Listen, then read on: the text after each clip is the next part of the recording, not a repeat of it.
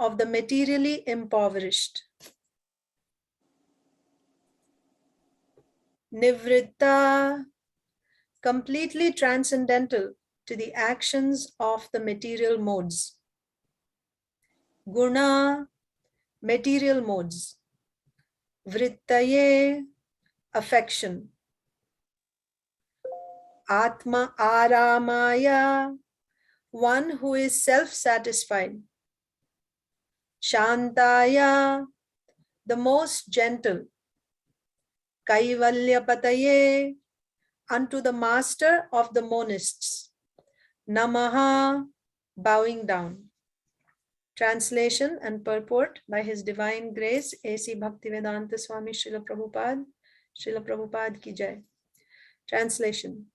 My obeisances are unto you, who are the property of the materially impoverished.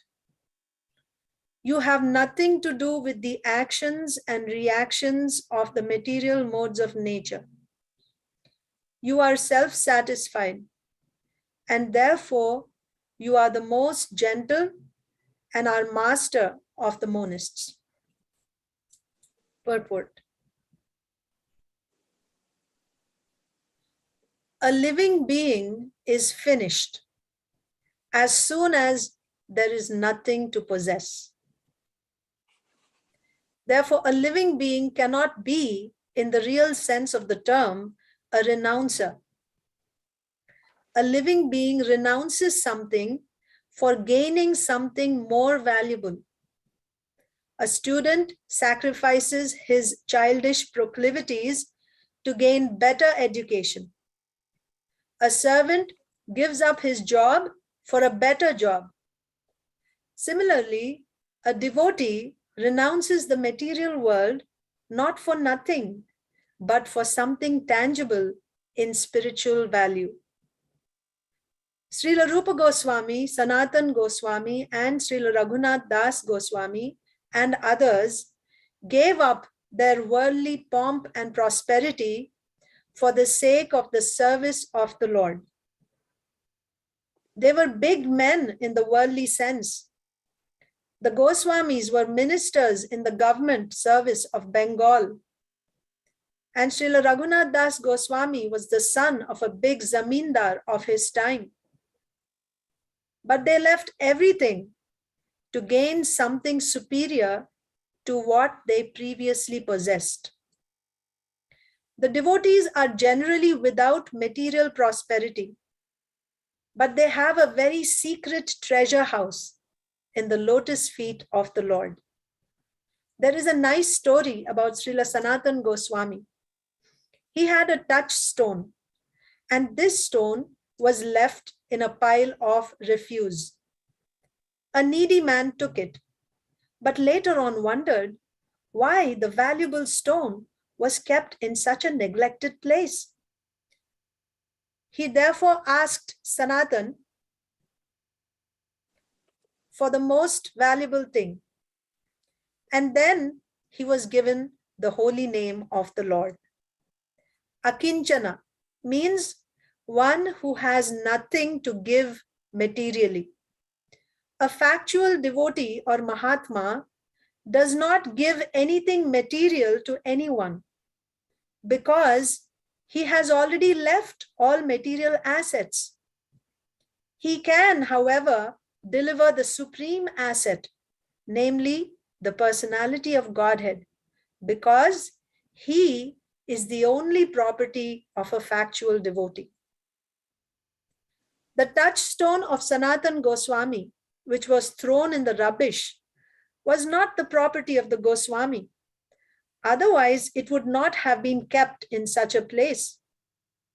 This specific example is given for the neophyte devotees, just to convince them that material hankerings and spiritual advancement go ill together.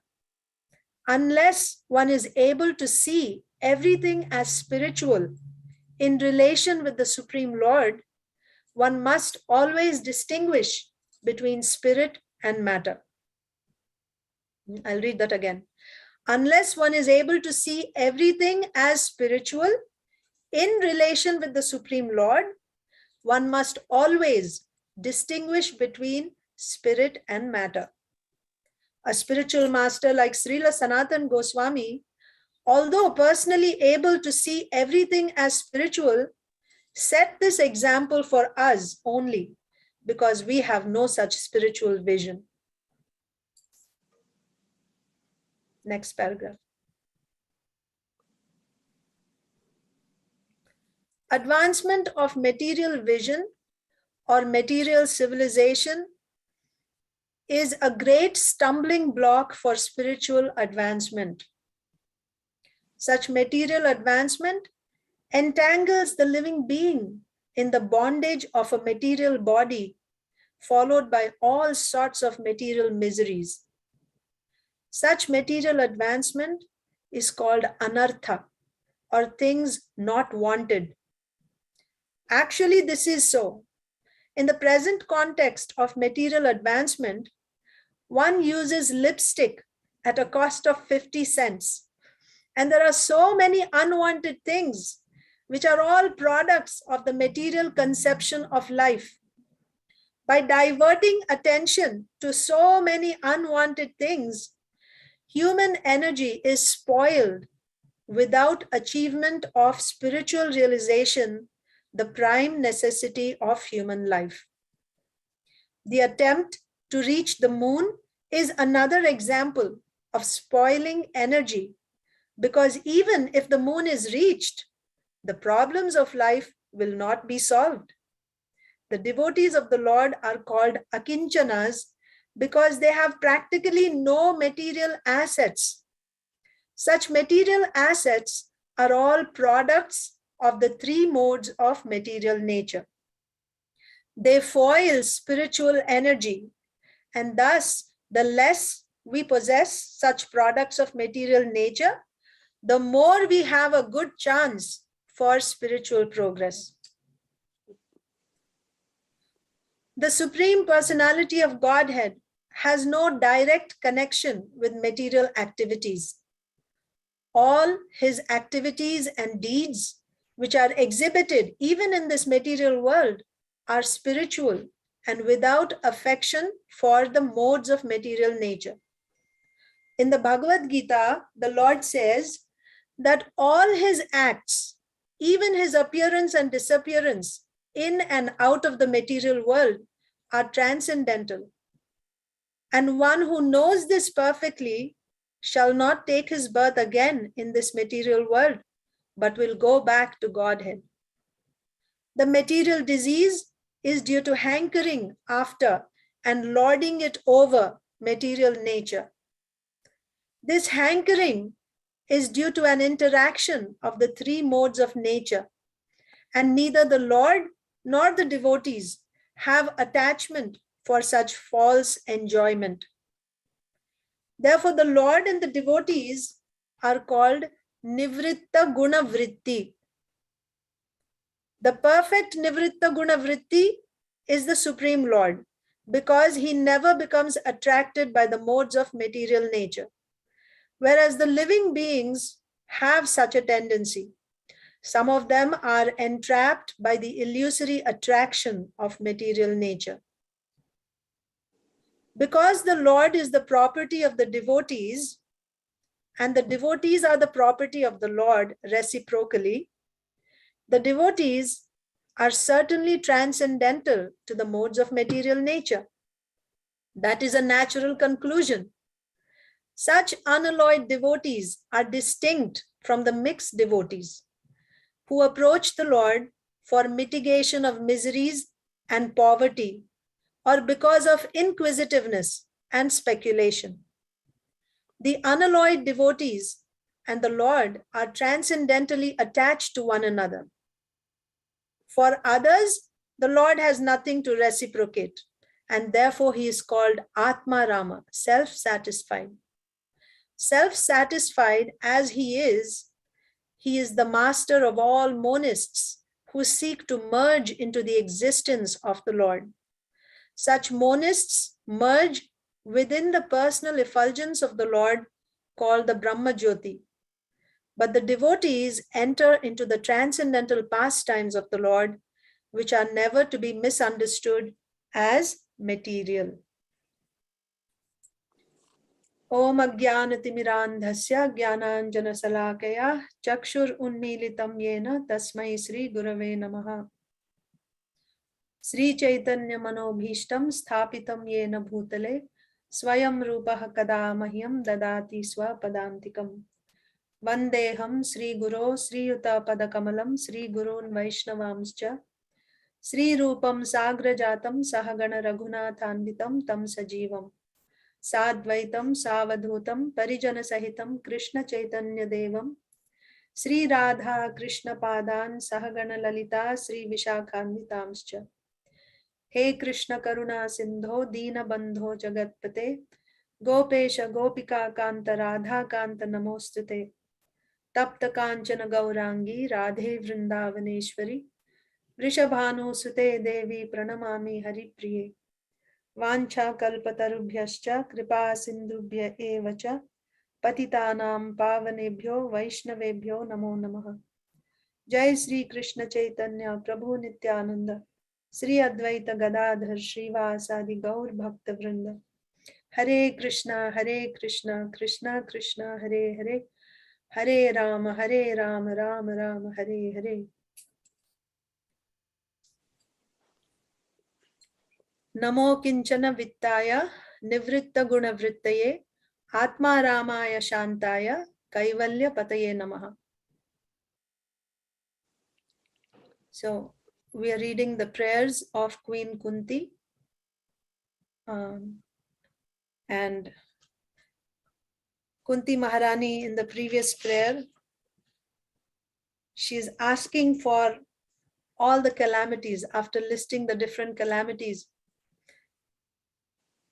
that she and her children went through in life.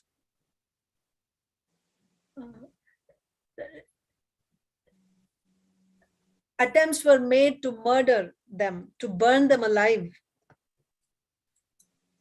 to poison her son. And Krishna saved her from all these calamities. Through all these calamities, she was able to experience Krishna's mercy, Krishna's presence. What to speak of Draupadi being insulted? They were exiled into the forest. And after listing all the different calamities, Kunti Maharani said that let those calamities come again and again. Because when the calamities come, we get to see you again and again. And seeing you means no more repeated births and deaths. And Kunti Maharani in this prayer is now 27. She's glorifying the qualities of Krishna. Namo Kinchana Vittaya.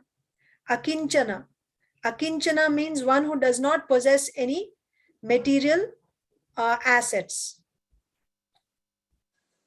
One who has no material assets. Akinchana. Akinchana Vittaya. One who is materially impoverished, who has nothing.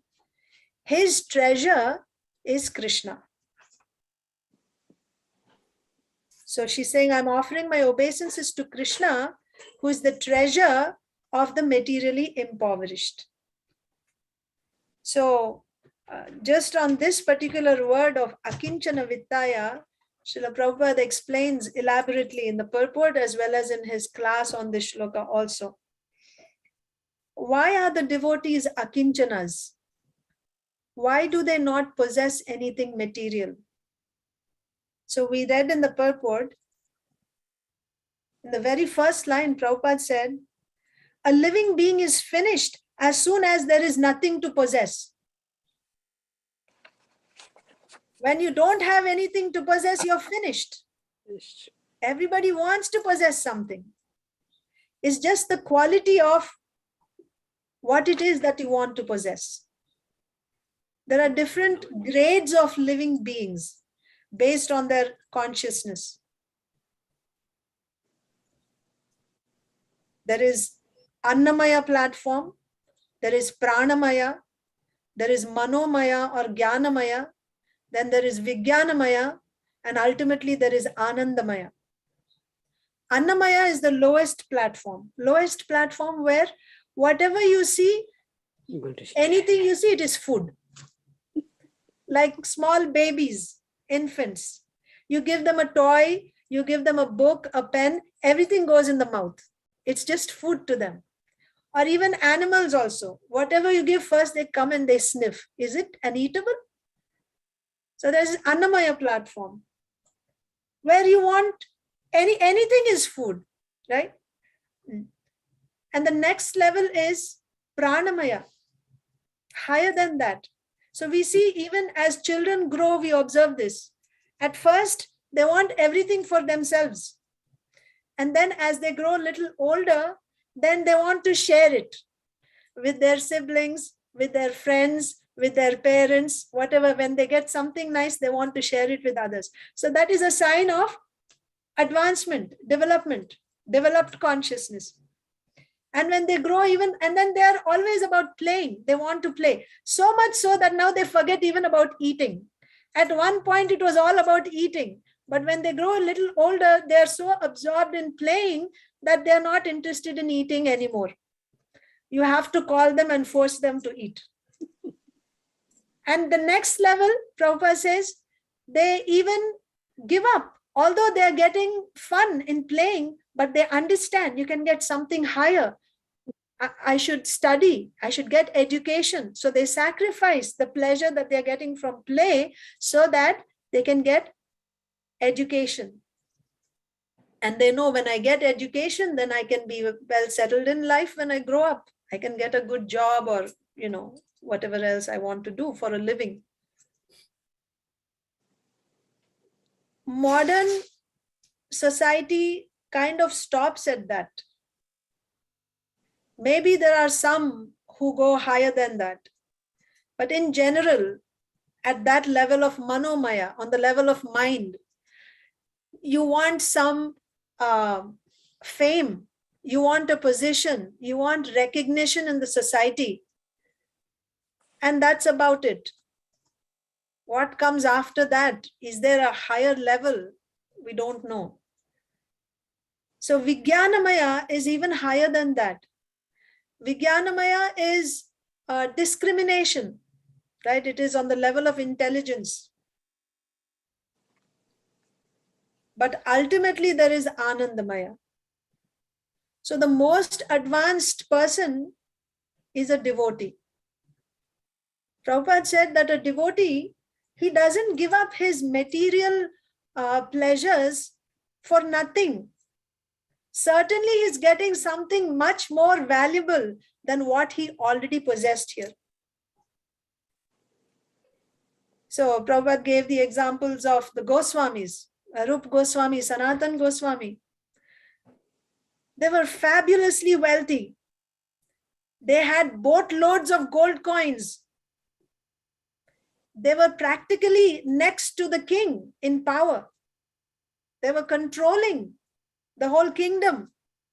The king felt himself handicapped without them.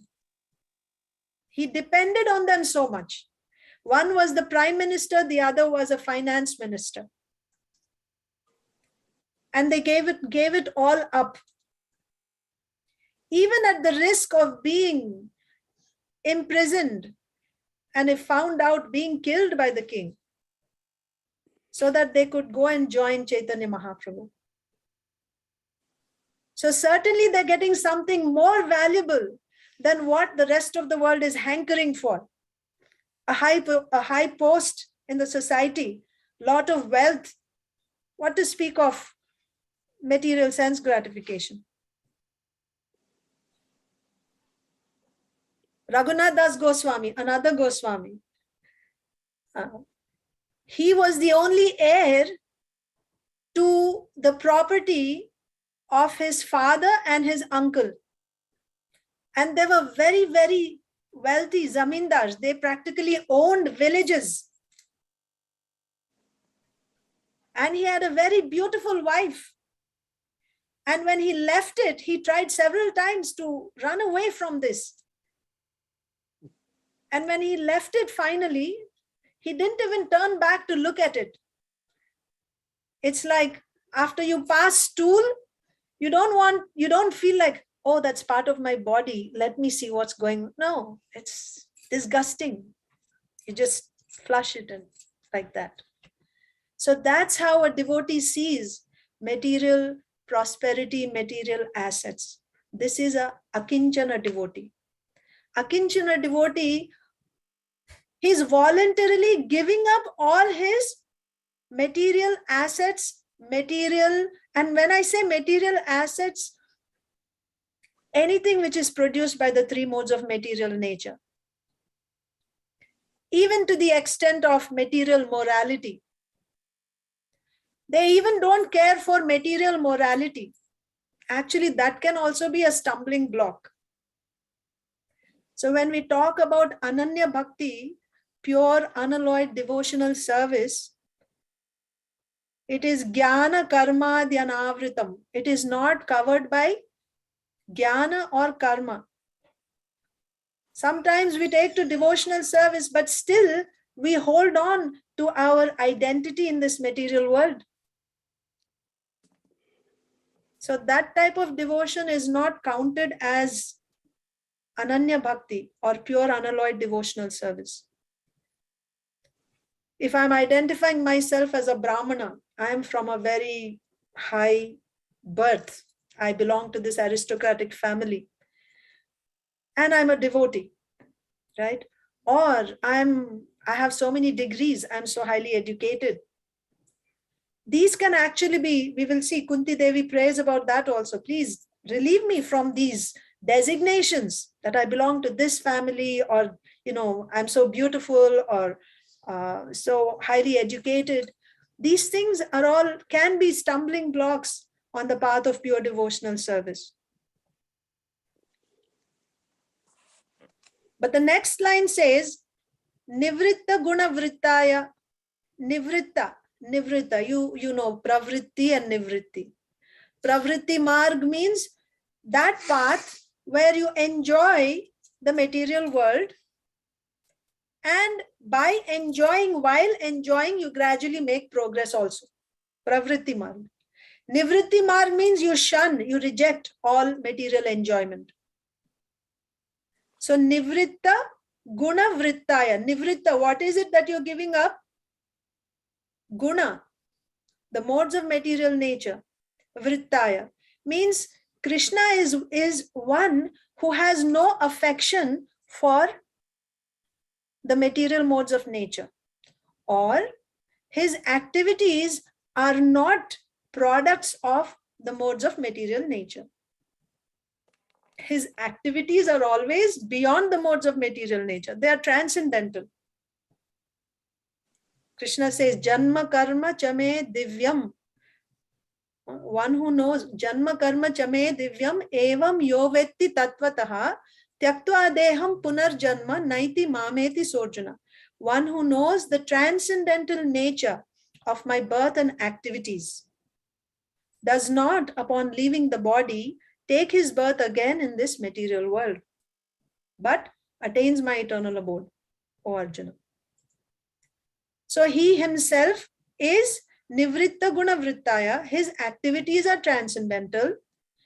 And anyone who understands this about him, what to speak of who makes him his only treasure. Even if someone simply understands that Krishna's activities have nothing to do with this material world, his birth, his disappearance, his activities are all transcendental. If you understand this, then you're eligible to be liberated. You can go back to Krishna's world. Then what to speak of a devotee who has rejected everything material and has accepted only Krishna's lotus feet as his only treasure? Won't he go back to Krishna? Certainly he will go to Krishna. He is with Krishna all the time. What to speak of going back to Krishna? So material activities, material morality, something which may be considered to be good and moral in this world, may not necessarily be transcendental.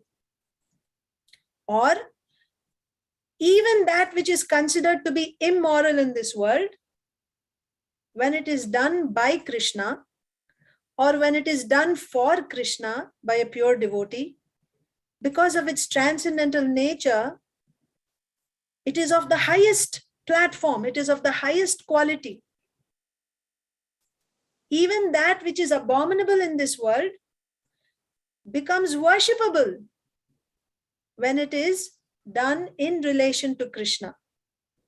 So as an example, Prabhupada explains, we have this tendency to take someone else's things, steal. Stealing is abominable. It's not appreciated. Do you know anyone who has this propensity to steal and you really like that person because of his stealing? You may tolerate it. You may say, well, he has that problem. But do you actually love that person stealing? No. But when Krishna does it, everyone worships him. Makhanjor, that's his name. You love Krishna for being a thief. Mother Yashoda relishes Krishna's stealing. Another example. For young girls to leave their homes, to leave their husbands, and go and meet another young man in the dead of night, it's most abominable. It is not acceptable in the society. What to speak of 5,000 years ago? The society was, it was a Vedic society. It was unthinkable.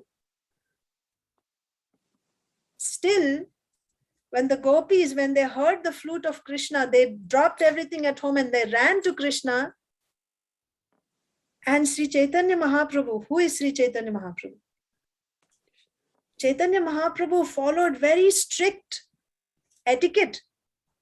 Even when he was a grihastha, he would never joke with a woman. He was always very, very respectful to women.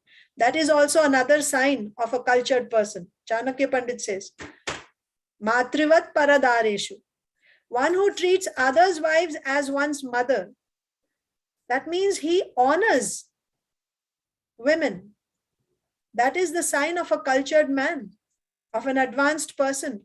Chaitanya Mahaprabhu never ever joked with women. He would joke a lot. He would make his devotees laugh by imitating the accent of the East Bengal people.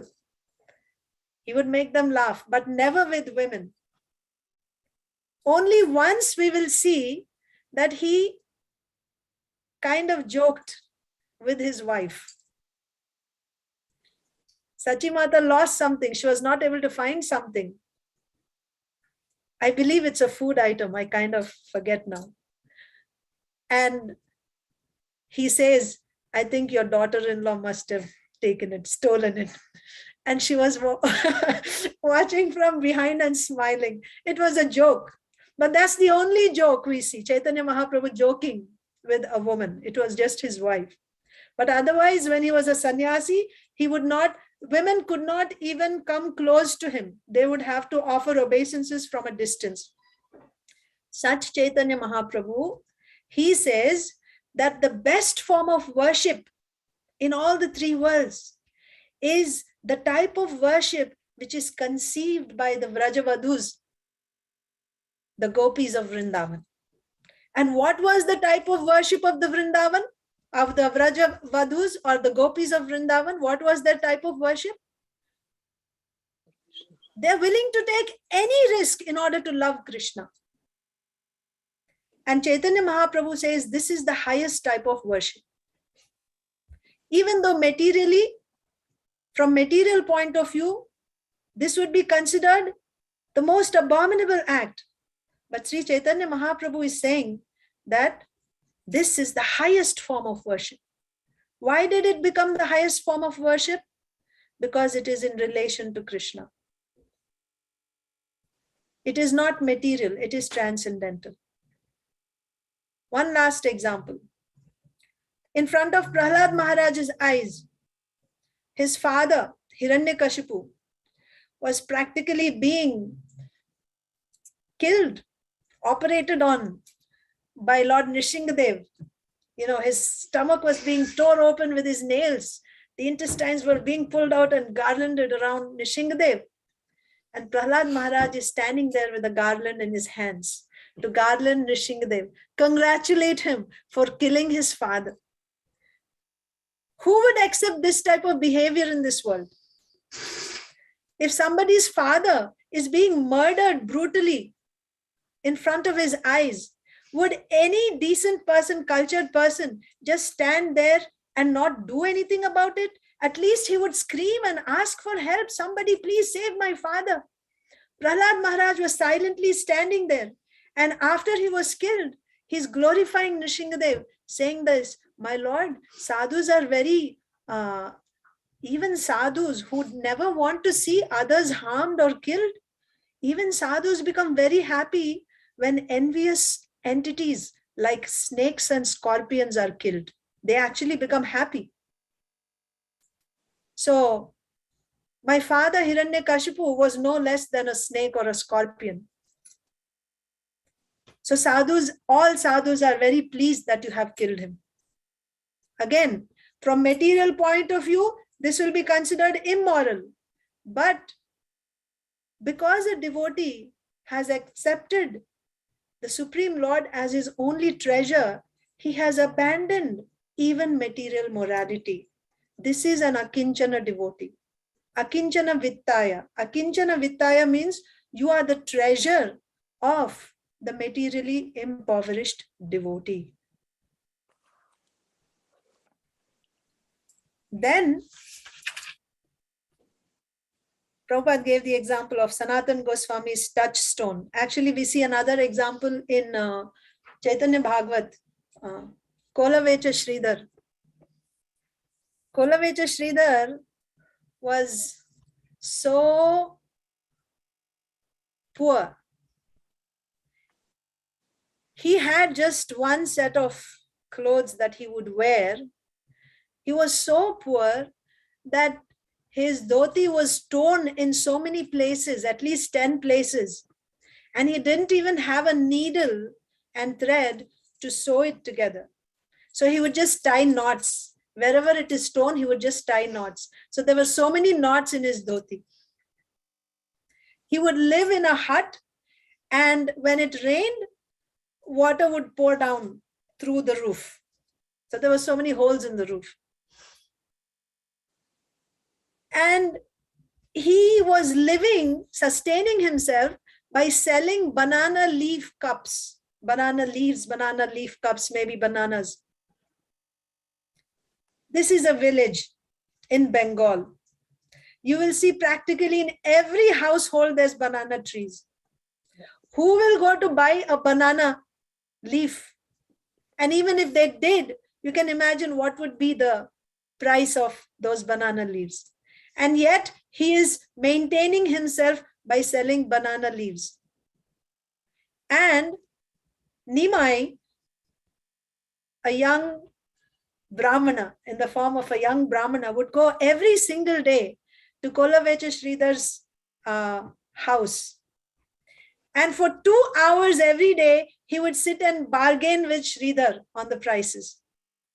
So Sridhar's price was the market price. He would not charge even a penny more than the actual price. So he would tell Nimai that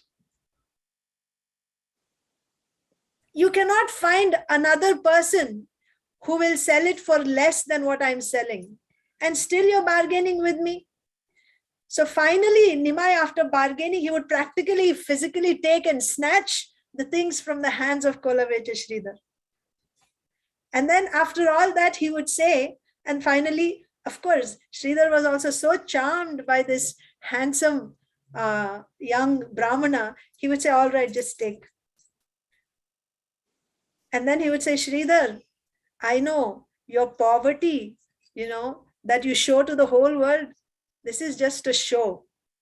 You are actually deceiving the world. But I know you are hiding a lot of wealth in your house. What are you talking? One day I'm going to expose the wealth, the treasure that you're hiding. What is the treasure of Sridhar? And Mahaprabhu does expose. The treasure of a devotee is his love for Krishna. Therefore, he is called Akinchana. Akinchana means material assets are zero. And the treasure that he possesses is not material. So he's still a poor person. Materially, he's still a poor person because the treasure that he possesses is not material. It is not from this world. So just like the Lord is Nivritta Guna Vrittaya, means his activities are transcendental. He's got nothing to do with this material world. Similarly, his devotees are also Nivritta Guna Vrittaya. They are also Nivritta Guna Vrittaya. They are transcendental to the modes of material nature. So this is the dealing between the Lord and his devotee. Prabhupada gave the example of Sanatan Goswami. All of you know the story of the touchstone. Sanatan Goswami had a touchstone, and one person who was suffering from poverty, he went to Sanatan Goswami to ask for something. And Sanatan Goswami said, yeah, there is, there's some treasure there. He doesn't say treasure, like where all the trash was kept. It was thrown there in the trash, the touchstone. He said, go and take it. So the man took it and he was very happy.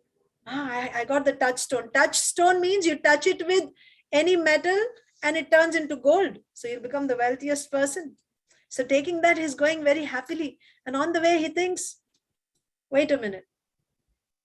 If Sanatan Goswami is keeping this touchstone in trash, that means that's the value he has for this.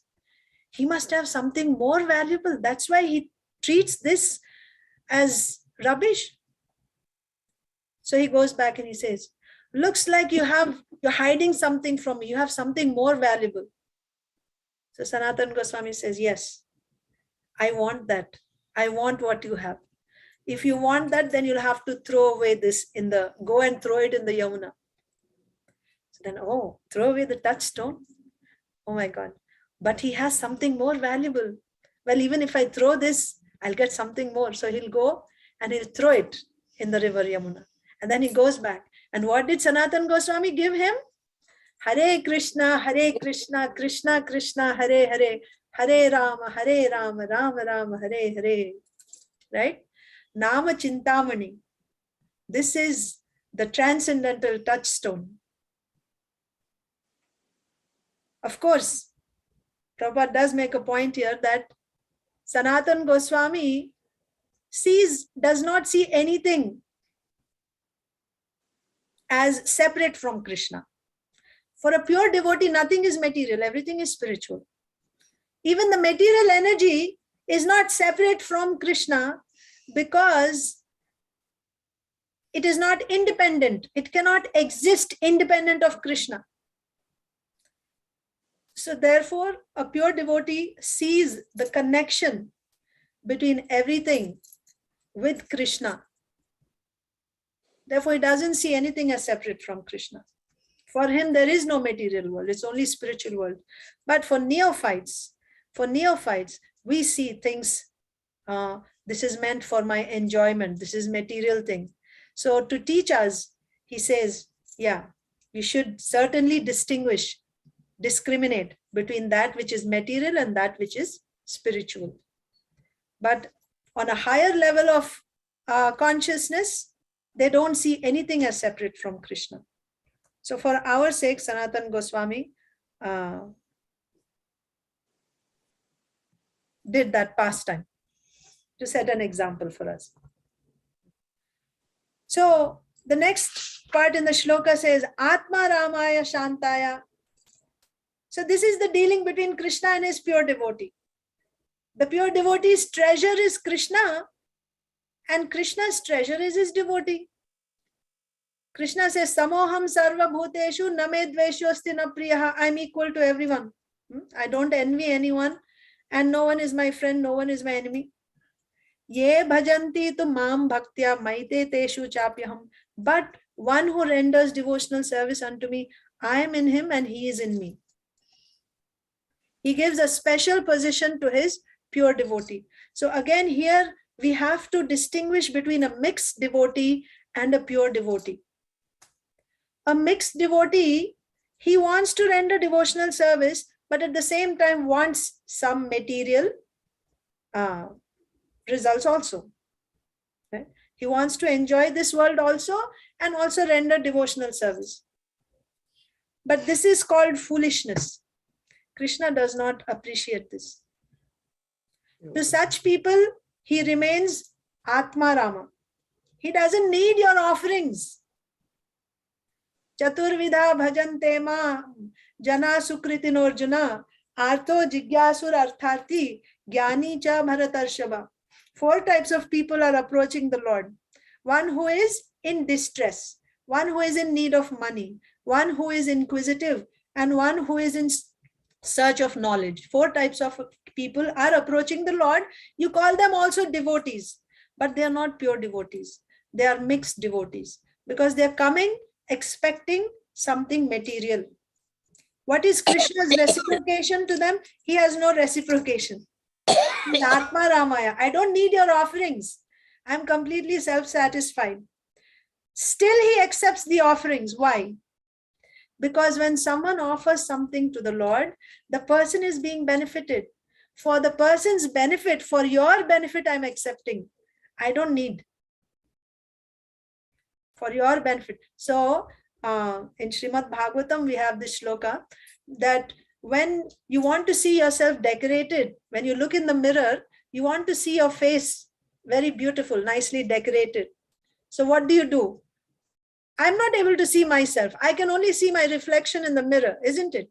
So I want to see the reflection. I want it to see a beautiful reflection. If I start decorating the mirror, decorating the reflection, will the reflection look beautiful? No.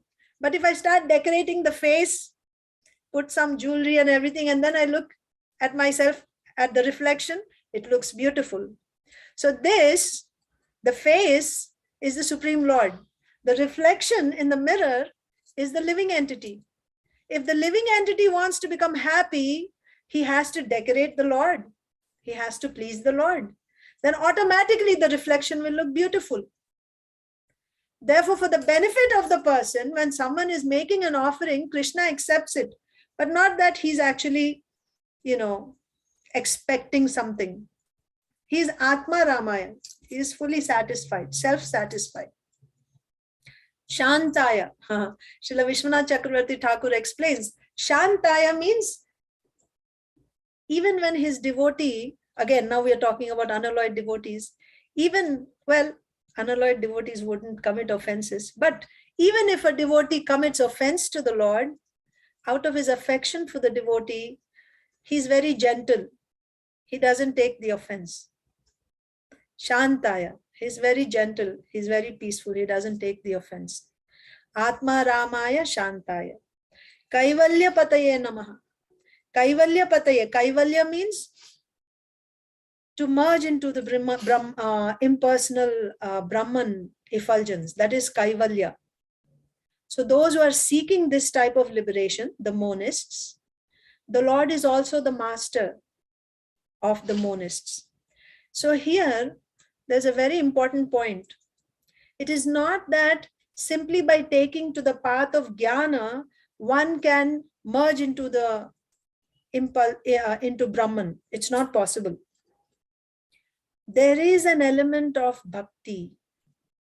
Even for one to merge into Brahman, at the time of death, they have to take to bhakti. Although it is used as a sadhana, it is used as a means to merge into Brahman, nevertheless, that is required. Simply by your jnana, you cannot get even moksha or kaivalya. Therefore, he is Kaivalyapati. he is even the master of the monists. However, Srila Prabhupada explains that here when we say Kaivalyapati, the devotees also get liberation. What is the type of liberation that the devotees get? They are not interested in merging with the Supreme. They want to enter into the pastimes of the Supreme Lord. That way he is the Lord of liberation for the devotees. The devotees enter into the transcendental pastimes of the Lord. So this sequence, Srila Prabhupada also explains how one thing is leading to another. Namo akinchana vittaya. When someone gives up all material attachments or any material assets, he just gives up everything, makes Krishna his only treasure. Then what is the consequence of that? He becomes nivritta guna vrittaye. Means immediately he is freed from all material activities. He is instantly transported to the platform, transcendental platform. When one becomes akinchana, the consequence of that is he is freed from material activities and he is transported to the transcendental platform, nivritta guna vrittaya. And when one is transported to the transcendental platform, what happens? He becomes Atma Ramaya. Like Krishna is self-satisfied, the devotee is also completely satisfied. Satisfied with what? Satisfied in Krishna's service. He is with Krishna. He is in Krishna's service. So he doesn't need anything else. He's completely satisfied. Shantaya, very, very peaceful. No more hankering. And ultimately, he enters into the pastimes of the Lord. Kaivalya. So Namo, so Kunti Maharani is offering her prayers. Namo, I am offering my obeisances unto the Lord who is the treasure of Akinchana devotees. And the Lord who is free from all material activities and he is free from the effect or affection for the material modes. He's completely self-satisfied. He's gentle and he's the master of even the monists. So I can stop here. If there's any discussions, questions or answers, we can discuss.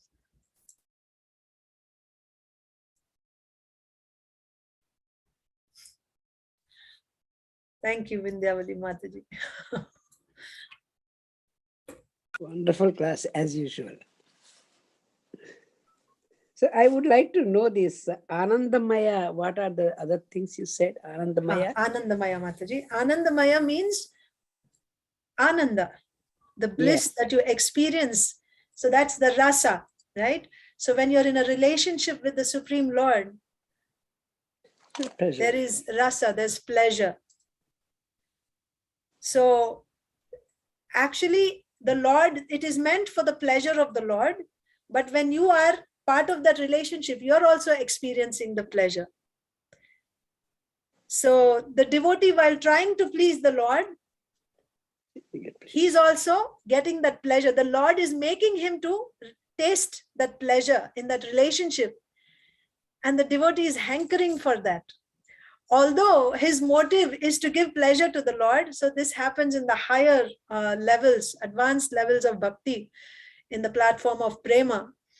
So, so that Anandamaya, like everything is just, so when the devotee gets darshan of the Lord, all his other senses become numb. All senses are like his eyes. He's simply seeing the Lord with his eyes, with his ears, with his tongue. He's simply seeing. All the other senses become inactive. So like that, when you say Anandamaya, it is only Ananda and Ananda, nothing else. Kevala Ananda Kanda. Right? That's what it is. Anandamaya. So what is the second one, Mataji? From the first or from top?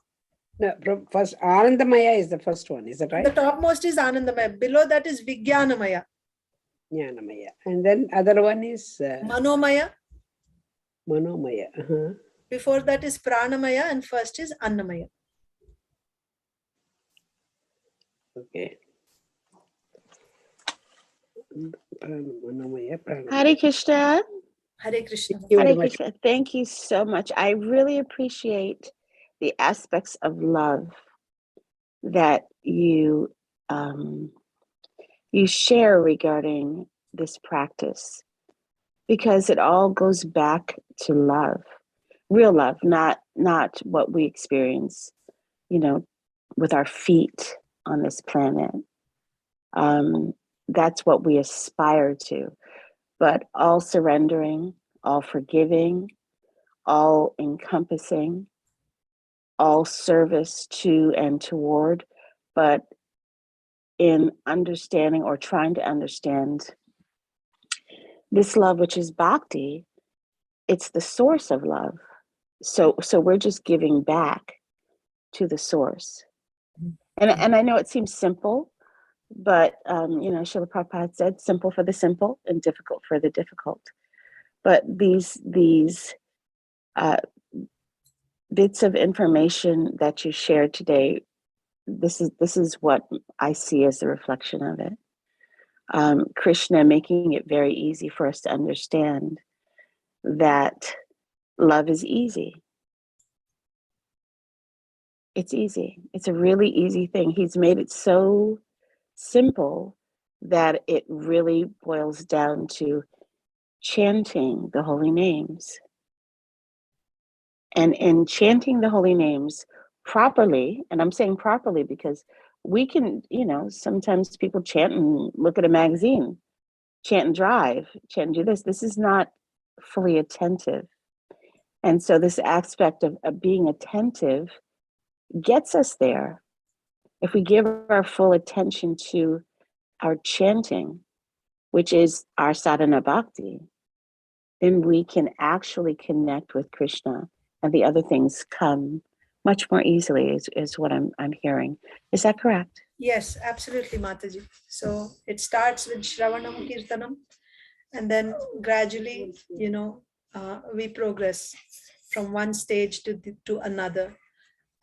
So the means is Shravanam and Kirtanam, and the way we progress is by getting rid of our anarthas. But yes, the tool that we have and the way to experience is through Shravanam and Kirtanam. And of course, we have other angas also. But yes, in this age of Kali, Sri Chaitanya Mahaprabhu has given us the Sankirtan movement. By chanting the Hare Krishna Mahamantra, we get all perfection. Thank you, Mataji. And it's the ultimate service also, correct? Because I forget exactly how you stated it, but when you said Krishna has everything, so if you think you're giving something to Krishna for the sake of getting, then he already has it. He already has all the money, so you can't give him enough donations because he gave it to you. If you're doing service, but with the intent of I'm doing this for pada, profit, adoration, and distinction, then he is the source of everything that's profitable, adored, and distinct. So what are we really doing? It's not what we give. It's not what we're giving. It's what we're holding back. And this is what my Guru Maharaj would say. He said, it's not what you're giving. It's what you're holding back. And if we're being offensive to other living entities, in the process of that, we're not benefiting anything. So just focusing on love and chanting to get us there is what I'm hearing. Yeah? Yes, Mataji. Correct. Thank you.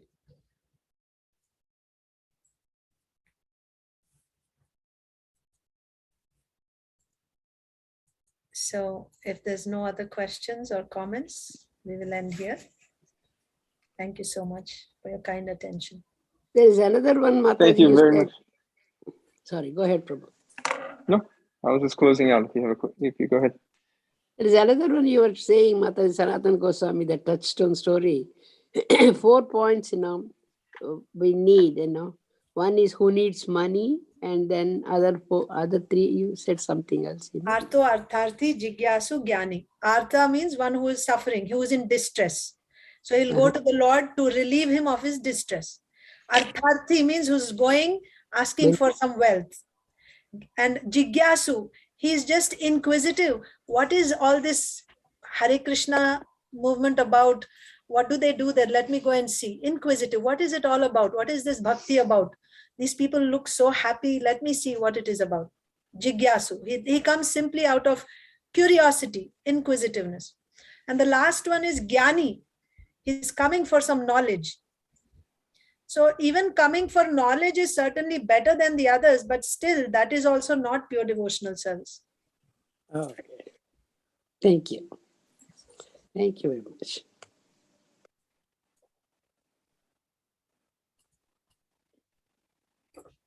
Hare Krishna Mataji. Then thank you so much. Very, very enlivening class. Very inspiring. So many points you covered. I appreciate it very, very much. I was thinking about we hear stories about disciples of Srila Prabhupada who, came early on and they joined the movement. And sometimes their parents would, try to bribe them away because they didn't want them to join the Hare Krishna movement. And they would say, okay, we'll give you wealth, or we'll give you,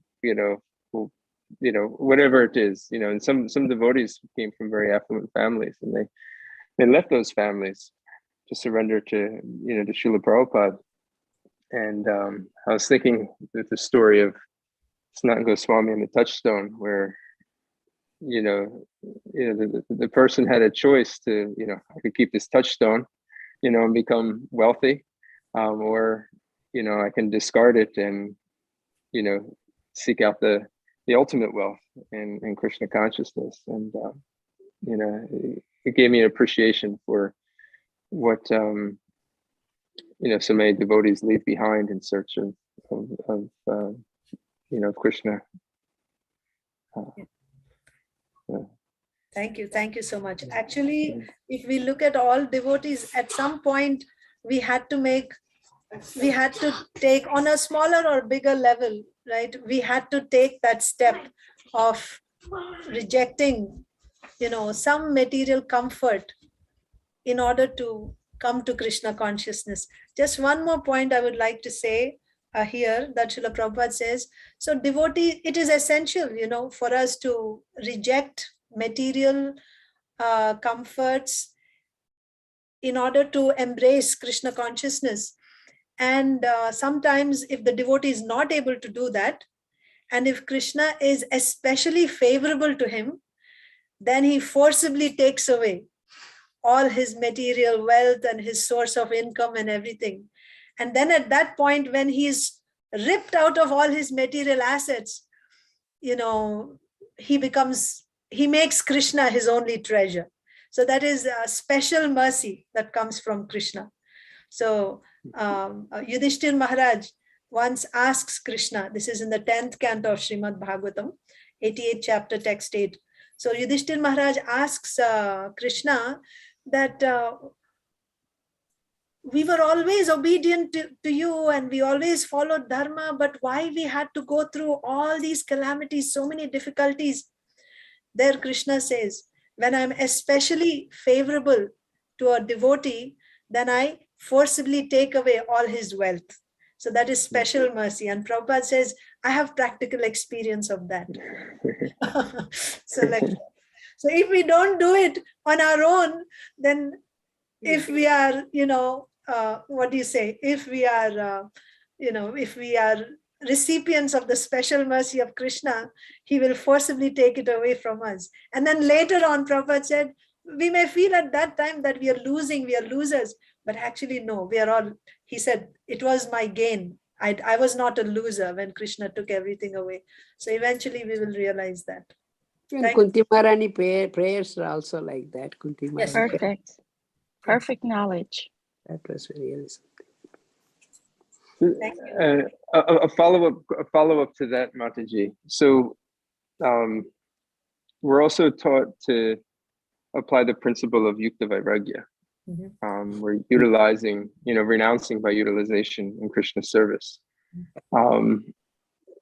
So obviously that pastime is there for a reason, and to teach us, about the higher principle of surrendering to Krishna over seeking out material wealth. So I guess an argument, or maybe not an argument, but a statement could be made that, could one have used the touchstone in order to produce wealth for Krishna's service? Yeah, but if needed, they could have done it. But here, that was the lesson he was teaching us, especially it was kept there, right? So he didn't have a need for it at that time.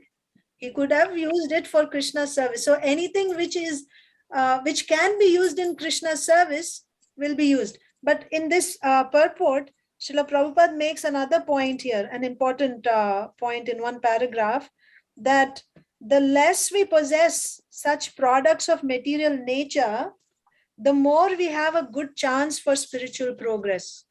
So inherently, material opulence will intoxicate a conditioned soul.